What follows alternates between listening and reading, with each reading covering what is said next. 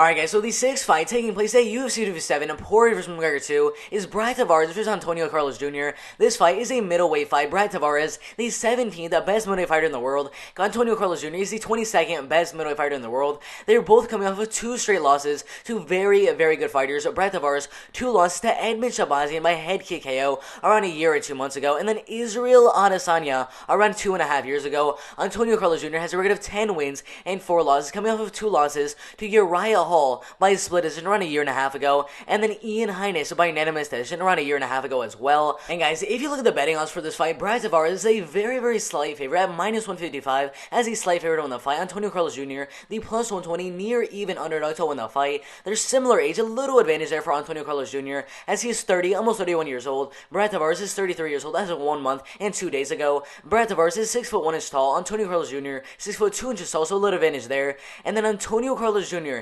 has a 79-inch reach, absolutely insane. Brad Tavares has a 74-inch reach, which is an amazing reach advantage for Antônio Carlos Jr. in this fight.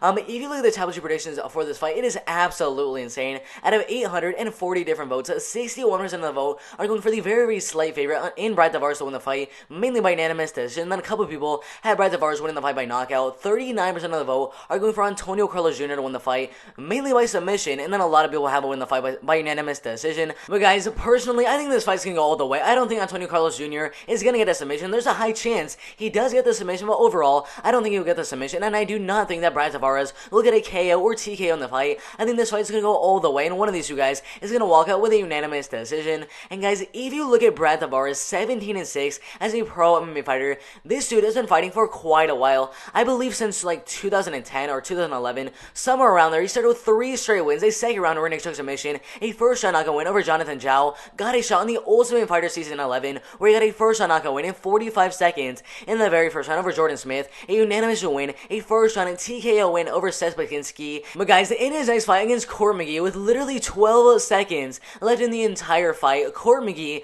pulled out a third round rear naked choke submission, giving him his first ever loss, but it didn't count as it was an exhibition bout. And on the Ultimate Fighter 11 finale, he rematched Seth Bakinski and won the fight as well by unanimous decision. Got a shot inside the UFC in 2011, where he got a first round knockout win over Phil Baroni, lost one fight by unanimous decision to Aaron Simpson, his first ever pro MMA loss, came out with a unanimous win over Donji Jang, a split decision win in a very, very close fight over Tom Watson, a unanimous win, another unanimous decision win over Bubba McDaniel, a unanimous win over Lawrence Larkin, lost 2 fights to Yoel Romero by unanimous decision, and Tim Boach by second round knockout, came out with a decision win over Nate Marquette, lost 1 fight to Robert Whittaker, a former UFC middleweight champion, the number 1 middleweight contender right now at the time of this recording. But after that, a year later in 2016, got a very close split decision win, a unanimous win over Elias Theodorou, a unanimous win over Thylas Leitis, a third round knockout win over Krisha Jotko, and then won on a 2-fight losing streak against Israel Adesanya, the current UFC middleweight champion. That was back in 2018, lost a fight by unanimous decision,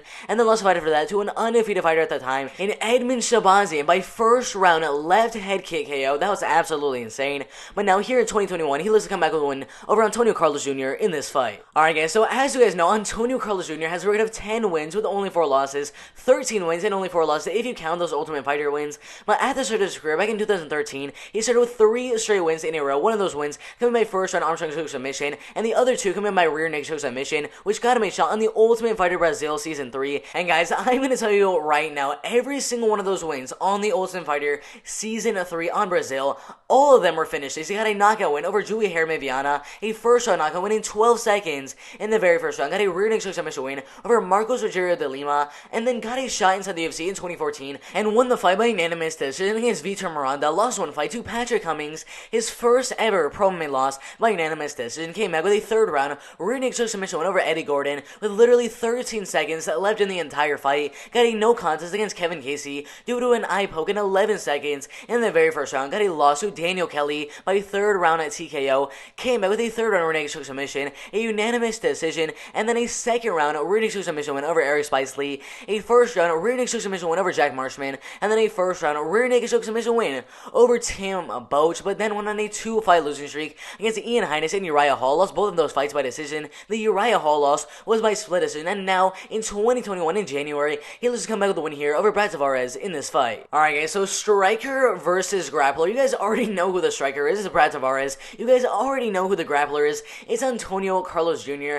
But guys, Antônio Carlos Jr. can only implement his grappling if he can get Brad Tavares down, which is going to be a little bit tough. Brad Tavares is going to put on a lot of pressure, and every single time Antônio Carlos Jr. is going to go for a takedown, try to get the fight to the ground and go for submissions, every single time he does that, Brad Tavares is going to load up with an uppercut, a big right hand, a big left hand, whatever happens, whenever Antônio Carlos Jr. goes for a takedown, he's gonna get clipped for sure. And if the fight is on the feet, 100% Brad Tavares will win the fight. If the fight goes to the ground, which most likely a couple of times in this fight it will go to the ground, Antônio Carlos Jr. will do good there. But for the most part, Brad Tavares will keep the fight on the feet for the most part, and most likely dominate the fight on the feet and win the fight by unanimous decision. Alright guys, so if you agree or even disagree with that prediction, I don't really care. Put your predictions in the comment section below. I'd love to see what you guys think is gonna happen in this middleweight fight. If you guys think that Brad Tavares is gonna go out there and get a head kick KO in the third round over Antônio Carlos Jr., if you guys think that Antônio Carlos Jr. is going to go out there and get a Kimura submission in the very first round, whatever your prediction is for this middleweight fight, put that in the comment section below. I mean, Brad Tavares and Antônio Carlos Jr., both guys are absolute beasts. Their only losses recently coming to Israel Adesanya, undefeated at the time that they fought, Edmund Shabazian, also undefeated at the time that they fought, Ian Heinisch, who's a top 15 middleweight fighter in the world, and then Uriah Hall, a top 10 middleweight fighter in the world. I mean, both fighters are absolute beasts, so whatever your prediction is, put that in the comment section below. Make sure you guys like the video, subscribe to the channel, turn on those post notifications so you guys don't miss when I post a new video. That'd be absolutely insane. We post videos almost every single day, so hit the subscribe button, but I'm out of here. Marvin Vattori.